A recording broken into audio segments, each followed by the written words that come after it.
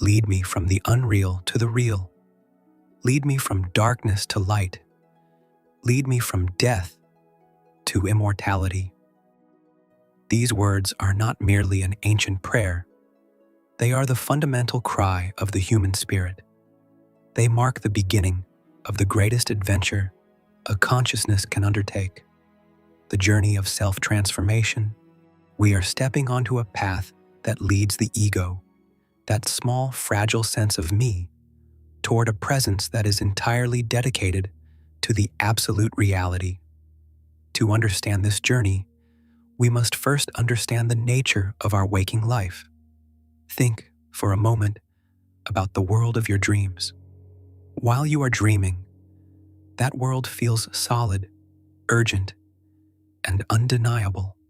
You feel joy, you feel terror. You interact with people and objects that seem as real as the chair you are sitting on now.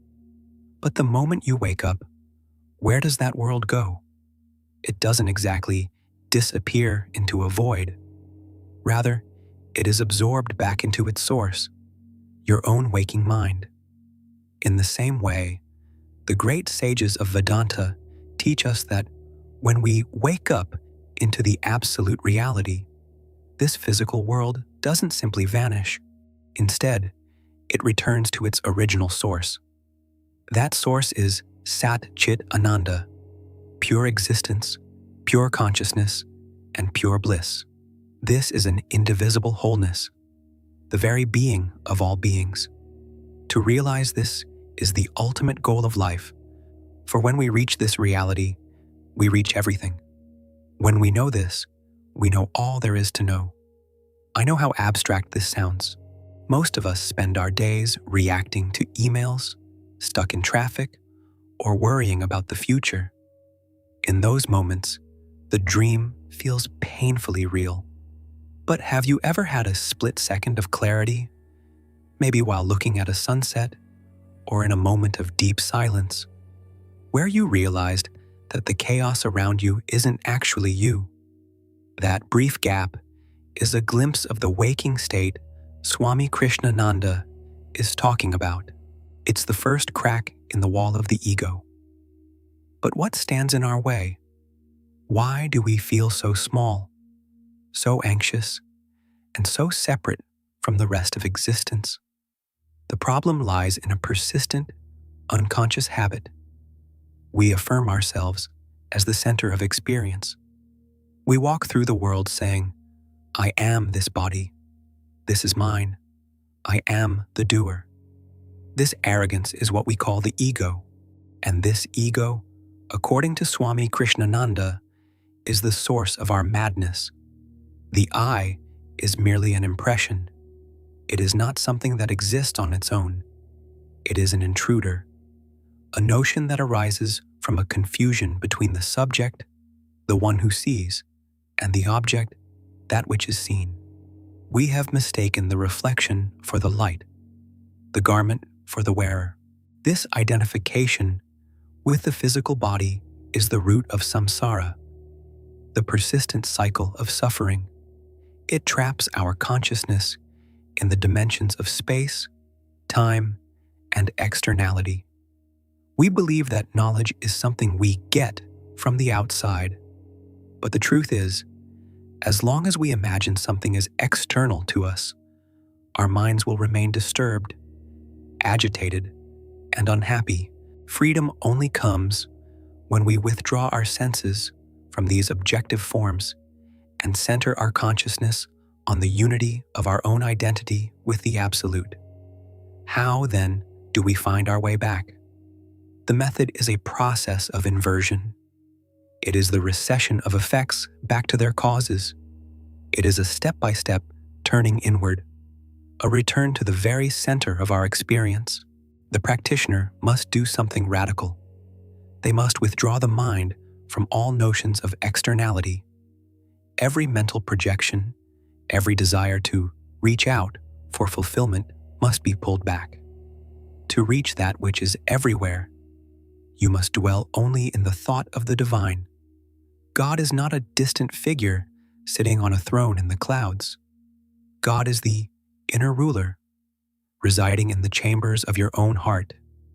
He is your own immortal identity. Therefore, to know yourself deeply is identical to knowing God. You must dive beneath the surface of your personality, past your name, your history, and your body, until you realize that you are the radiant, infinite consciousness itself. A common mistake in the spiritual life is thinking that meditation is something we do for 20 minutes in the morning and then stop. Swami Krishnananda challenges this. He proposes a practice called Brahma Abhyasa, the continuous affirmation of the Absolute in every moment of life. Your life is your meditation. Your work is your meditation. Think about the sequence: God first, the world second, and yourself last. This is the correct alignment of thought. If you are working in an office or walking down a busy street, what stops you from pausing for just 1 minute? Stop. Breathe. Think of the divine presence. This 1 minute of retuning will inspire everything you do afterward. Practice seeing the divine immanent in everything, in every person you meet, in every challenge you face, in every corner of existence. The entire universe is the body of God. Everything you see on the outside is actually the Absolute looking back at you through the lens of your own senses. Because every human being is unique, the path to this realization takes many forms. Vedanta offers 4 primary temperaments, or yogas, to help us achieve this union. First, there is karma yoga, the path of action. This is for the person of will. It is the art of right action. The motto here is simple: do your best and don't worry about the results. When you view every action as a process of universal activity, your personal ego disappears. You become an impersonal instrument of the Absolute. You have the right to work, but not to the fruits of that work. Second, there is bhakti yoga, the path of devotion. This is for the emotional temperament. Instead of suppressing your emotions, you turn them toward the divine. You love the Creator through His manifestation as the universe. This is a path of total surrender and heart-whole devotion where the human ego is sublimated into divine love. Third, there is Raja Yoga, the path of concentration. This is for the practitioner of self-discipline. It involves mastering the modifications of the mind. When the intellect, the senses, and the mind are focused like a single, steady flame, the soul is elevated to the Absolute that dwells in all things. And fourth, there is Jnana Yoga, the path of knowledge. This is the rational investigation of experience. It is the conviction that I am inseparable from the being of God. It is the wisdom that recognizes the Absolute as the only true reality. Which one is yours? You must know your own temperament and decide which method is most appropriate for you.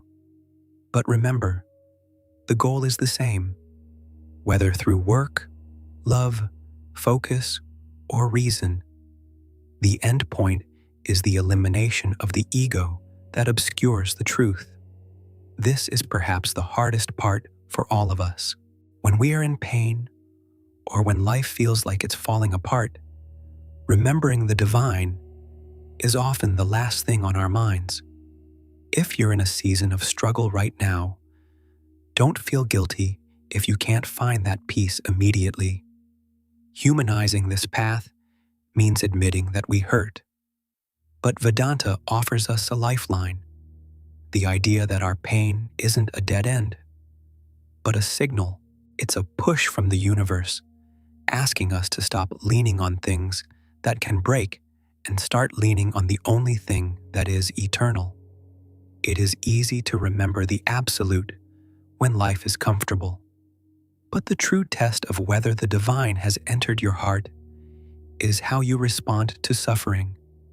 Do you remember God during illness, during moments of failure, in the face of opposition or temptation? Swami Krishnananda reminds us that life is a school. Every experience, even the painful ones, is a process of purification. If we don't learn our lessons through enlightened reason, we are forced to learn them through pain. But if we can endure our problems without complaint, seeing them as necessary steps in the Spirit's ascent, we transform our daily struggle into a sadhana, a sacred practice.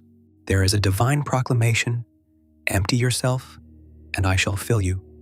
If you want to fill a vessel with the fragrance of flowers, you must first remove the dust and dirt that is already inside. Our minds are currently full of thoughts that are not God, desires for property, status, and physical comfort. This something else is the only obstruction. Asking for God is, in essence, asking for the death of the ego. The ego cannot subsist in the presence of the Absolute. It is like a ball of ice before the sun. It cannot remain there and live. And when that I goes away, something miraculous happens. You do not become nothing. You become everything. When the individual disappears, the entire force of the cosmos enters into you. You feel an inner strength that cannot be compared to any power in this world. When you empty yourself of yourself, the universe enters you like a cyclonic flood. It takes possession of you and melts you into the whole. You might ask, when will I be free? The answer is simple. The moment you cease to be this me. The knowledge of the Absolute doesn't happen in some distant future. It happens here in the eternal now. It is instantaneous and indivisible. Everything you are looking for is already here. You just need to stop looking at the world and start looking through it. Transfer your consciousness to that position which subsists between the seer and the seen. Transcend the body. Transcend the subject and the object. When your meditation on God ends, and God begins his meditation on you, that is when the journey is complete. Every question is finally answered. Every problem is solved. Dwell in God. Do your duty, and remember, the infinite alone is bliss. There is no lasting happiness in the small or the finite. The finitude of our current state is something we naturally resent because we were made for the infinite. The true self does not move, for if it moved, there would have to be another to know its movement. The self is pure consciousness, whose existence cannot be denied or even doubted. Even the denial of the self requires the consciousness of having denied it. This consciousness is your indubitable being. It is the I that shines through every form of experience. When true knowledge arises, we are happy. When true knowledge arises, we give fearlessness to all, and we ourselves become fearless. For who can frighten someone who sees the entire universe as their own self? As you return to your day, carry this thought with you. You are not a body having a spiritual experience. You are a spiritual being undergoing a temporary human experience. Stay vigilant, stay in God, for vigilance is life, and that life is yoga. Be the center of the universe that is everywhere. Be the heart of all things, and in the silence of your own soul, find the peace that surpasses all understanding. The path to the Absolute is shared, even in its deepest silence. If you feel called to dwell longer in these truths, you are welcome to join our space for further contemplation. And if you feel moved, leave a word below, a simple sign of your presence on this path. Until we meet again in the next reflection, find the peace that surpasses all understanding. Stay in God